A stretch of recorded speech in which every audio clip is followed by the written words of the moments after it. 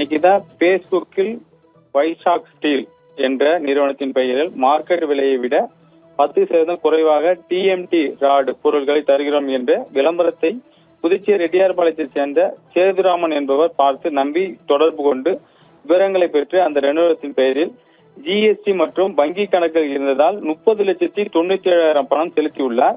4 நாட்கள் ஆகியும் தொலைபேசி எண் மற்றும் பேஸ்புக் பக்கத்தை தொடர்பு கொள்ள முடியவில்லை.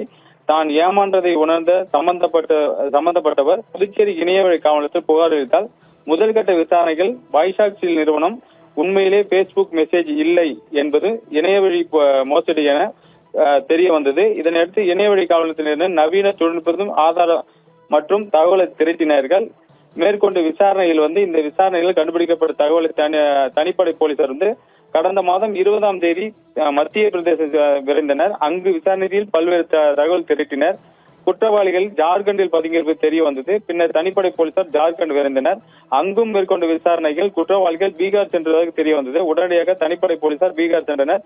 இந்த மாதம் 23ஆம் தேதி பீகார் மாநிலத்தின் தலைநகர் பாட்னாவில் சென்று மோசடியில் ஈடுபட்ட குற்றவாளிகள் அடுக்குமாடி குழுக்கள் வைத்து கைது செய்தனர்.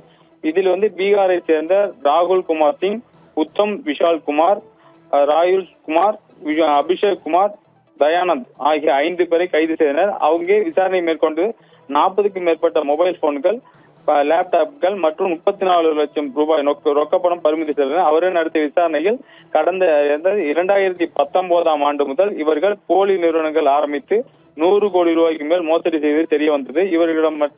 இவர்கள் இந்தியா மட்டுமல்லாமல் உலகம் முழுவதும் மோசடியில் ஈடுபடுவது குற்றவாளிகள் என டிஐஜி சத்யசுந்தரம் தெரிவித்தாரு. இவர் கிட்டத்தட்ட 14 மாநிலத்தில் இந்த மாதிரியான மோசடியில ஈடுபட்டு வருவதும் தெரிய வந்துள்ளது. மேற்கொண்டு விசாரணைகள் இன்னும் பல திடுக்கிடும் தகவல் வெளியாகவும் தெரிகிறது. அது மட்டுமல்லாத 100 கோடி ரூபாய்க்கு மேல் இந்த மோசடி இருக்கும் எனவும் தெரிவிக்கப்பட்டுள்ளது. மேலும் விசாரணை முடுக்கி விடப்பட்டுள்ளது. நிகிதா.